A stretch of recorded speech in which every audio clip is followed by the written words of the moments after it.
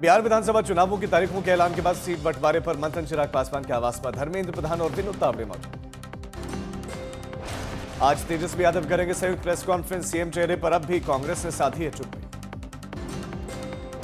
सूत्रों के हवाले से खबर, बीजेपी चुनाव प्रभारी धर्मेंद्र प्रधान को 14 लोकसभा सीटों और 87 विधानसभा सीटों की जिम्मेदारी। उप प्रभारी सीआर पाटिल और केशव प्रसाद मौर्य को 13 लोकसभा सीटों और 78 विधानसभा सीटों की मैनेजमेंट की जिम्मेदारी। राष्ट्रीय लोक मोर्चा के अध्यक्ष उपेंद्र कुशवाहा और हिंदुस्तानी आवाम मोर्चा के अध्यक्ष जीतन राम मांझी ने रखी 35 सीटों की डिमांड। बीजेपी 18 सीट देने के लिए तैयार। बिहार एनडीए में सीट बंटवारे को लेकर घमासान। एलजेपी रामविलास 45 से 54 सीटों की कर रही है। चिराग पासवान शाहबाद से चुनाव लड़ सकते हैं। एनडीए ने एलजेपीआर को ऑफर की है 25 सीटें। बिहार चुनाव को लेकर कांग्रेस की सीसीकेएम बैठक कल दोपहर 2:30 बजे वर्चुअली उम्मीदवारों के नाम तय। जयराम रमेश ने कहा कि बिहार एसआईआर पर सुप्रीम कोर्ट में सुनवाई शुरू हुई। इलेक्शन कमीशन ने नागरिकता विमर्श में पारदर्शिता नहीं दिखाई। जयराम रमेश का आरोप कि इलेक्शन कमीशन ने बताना ही नहीं चाहा कि कितने गैर नागरिकों का नामांकन हटाया गया।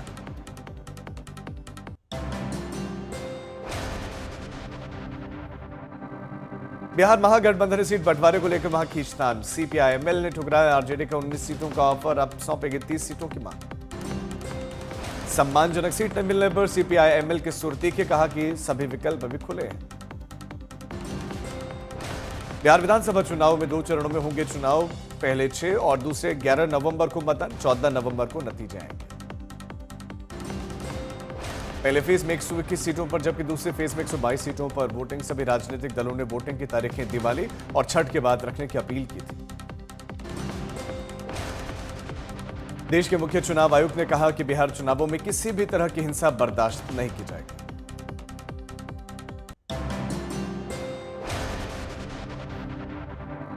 गायिका मैथिली ठाकुर लड़ सकती हैं विधानसभा का चुनाव। दरभंगा की अलीनगर सीट से हो सकती है उम्मीदवार। बिहार बीजेपी प्रभारी विनोद तावड़े से मुलाकात के बाद चर्चा थी। मैथिली ने कहा कि अगर चुनाव लड़ने का मौका मिलता है तो उन्हें खुशी होगी, क्योंकि वो क्षेत्र के लोगों के लिए काम करना चाहती हैं। चुनाव आयोग ने अहम ऐलान करते हुए कहा कि पोस्टल बैलेट्स की गिनती ईवीएम की लास्ट 2 राउंड की गिनती से पहले अनिवार्य होगी। बुजुर्ग दिव्यांग मतदाताओं के लिए ग्राउंड पर पोलिंग स्टेशन होंगे। 85 साल से ऊपर की उम्र वाले और 40% से ज्यादा दिव्यांगता वाले फॉर्म 12 भरकर घर से भी वोट कर सकेंगे। आम आदमी पार्टी ने बिहार विधानसभा चुनावों के लिए अपने उम्मीदवारों की पहली सूची जारी की। पहली लिस्ट में बेगूसराय, विश्वेश्वर स्थान, सरैया कस्बा स्थित कुल 11 जगहों पर उम्मीदवारों का ऐलान।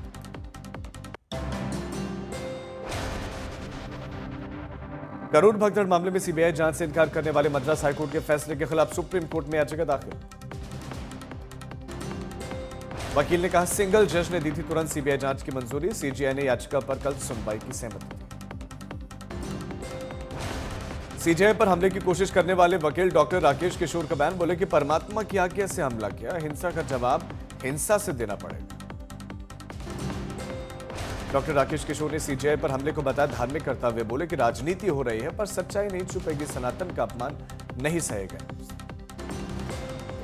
सीजीआई पर जूता फेंकने वाले वकील के खिलाफ आपका प्रदर्शन। राकेश किशोर के घर के बाहर आप विधायक और कार्यकर्ताओं का धरना।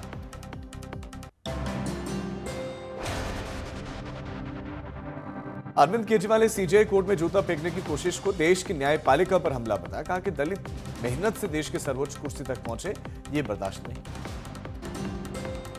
डीएसपी चीफ मायावती ने सीजीआई गवाही के साथ कोर्ट में अभद्रता करने की कोशिश को शर्मनाक बताया। कहा कि सभी को घटना का उचित संज्ञान लेना जरूरी है। लखनऊ में 9 अक्टूबर को बीएसपी की शक्ति प्रदर्शन रैली। बीएसपी महासचिव सतीश चंद्र मिश्रा ने एक्स पर जानकारी दी। सीएम योगी ने प्रशासन का अवैध अतिक्रमण पर निर्देश दिया। कहा कि सरकारी जमीन से तत्काल हटवाएं अवैध कब्जा, गरीबों की जमीन पर कोई भी कब्जा न करना। उत्तराखंड में मदरसा बोर्ड पर वो अब खत्म होगा। राज्यपाल ने अल्पसंख्यक शिक्षा विधेयक 2025 की मंजूरी दी।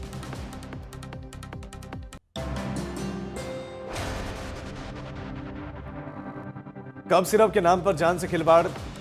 तमिलनाडु सरकार की रिपोर्ट में दवा कंपनी की भारी लापरवाही, घातक केमिकल के इस्तेमाल की इसमें पुष्टि। कफ सिरप से बच्चों की मौत का मामला सुप्रीम कोर्ट पहुंचे वकील विशाल तिवारी ने जनहित याचिका दाखिल की।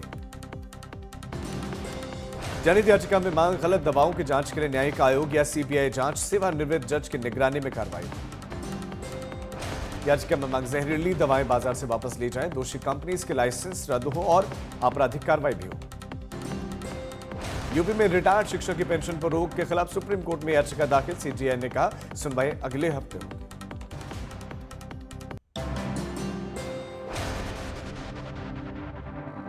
पंजाब में कोल्ड ड्रिप सिरप पर बैन, बच्चों की मौत से जुड़ने पर फूड एंड ड्रग विभाग ने कार्रवाई की।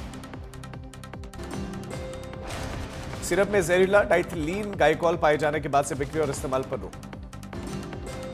बीजेपी विधायक सांसद पर हमले पर बंगाल में सियासी उबाल, जलपाईगुड़ी तक पार्टी के नेताओं का कूच, दिल्ली में भी प्रदर्शन। दिल्ली में बंगाल भवन के बाहर बीजेपी एसटी मोर्चा का प्रोटेस्ट। वीरेंद्र सचदेवा ने ममता सरकार पर गंभीर आरोप लगाए। बीजेपी कार्यकर्ताओं ने तृणमूल कांग्रेस पर बोला हमला, ममता का हाथ खूनियों के साथ। दार्जिलिंग में बारिश के चलते तबाही, सिलीगुड़ी में गंगटोक के बीच में नेशनल हाईवे 10 बंद, सिक्किम का संपर्क टूटा। सीएम ममता कर सकते हैं दूधिया का दौरा, मुख्यमंत्री ने पीड़ित परिवार वालों को मुआवजा नौकरी देने का ऐलान भी किया। हिमाचल में बर्फबारी और बारिश जारी, तापमान में गिरावट, मौसम विभाग ने जारी किया।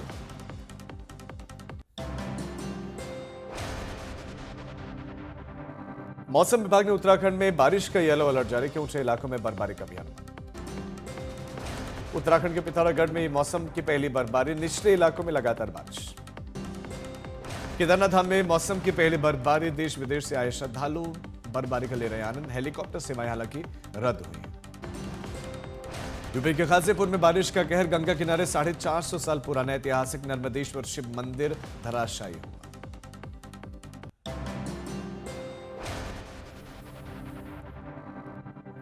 दार्जिलिंग मामले में मिरिक में सामुदायिक केंद्र में राहत शिविर बने हुए हैं, 52 परिवार शरण लिए हुए। राहत शिविरों में लोग रह रहे हैं, सरकार जल्द ही पुनर्वास की व्यवस्था करे, ऐसी अपील कर। जम्मू कश्मीर गुलमर्ग में ताजा बर्फबारी, वादियों ने सफेद चादर ओढ़ी, Jammu Kashmir cable car corporation के एमडी का बयान। सोनमर्ग बना विंटर वंडरलैंड, ताजा बर्फबारी के चलते इलाका हुआ गुलजार। अमरेली में बारिश बनी किसानों के लिए मुसीबत, मूंगफली और कपास की फसल बर्बाद। अमरेली के किसानों ने सरकार से मांगी राहत, कहा कि मदद हमारी करें, अब फसलें हमारी बर्बाद हो गई हैं, जेब खाली है।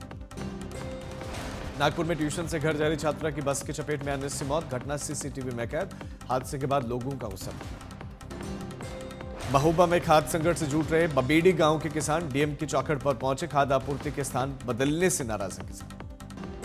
बांदर में बारिश कच्ची दीवार गिर गई, मलबे में दबकर बुजुर्ग महिला घायल और उसके बाद मौत भी हो गई, अब पोता भी घायल बताया जाता है।